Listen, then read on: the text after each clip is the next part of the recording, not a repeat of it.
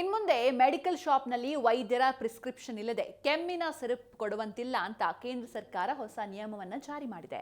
ಸಾರ್ವಜನಿಕ ಆರೋಗ್ಯ ರಕ್ಷಣೆಯನ್ನ ಬಲಪಡಿಸಲು ಮತ್ತು ಕೆಮ್ಮಿನ ಸಿರಪ್ಗಳ ಅತಿಯಾದ ದುರುಪಯೋಗವನ್ನು ತಡೆಗಟ್ಟಲು ಕೇಂದ್ರ ಸರ್ಕಾರವು ಅತ್ಯಂತ ಮಹತ್ವದ ಆದೇಶವೊಂದನ್ನು ಹೊರಡಿಸಿದೆ.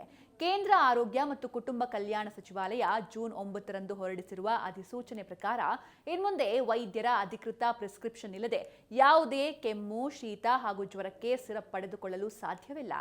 ಕೇಂದ್ರ ಸರ್ಕಾರವು 1945ರ ಹಳೆಯ ಔಷಧ ನಿಯಮಗಳ ವೇಳಾಪಟ್ಟಿಯಲ್ಲಿ ಸಿರಪ್ ಪದವನ್ನು ಅಧಿಕೃತವಾಗಿ ತೆಗೆದುಹಾಕಿದೆ.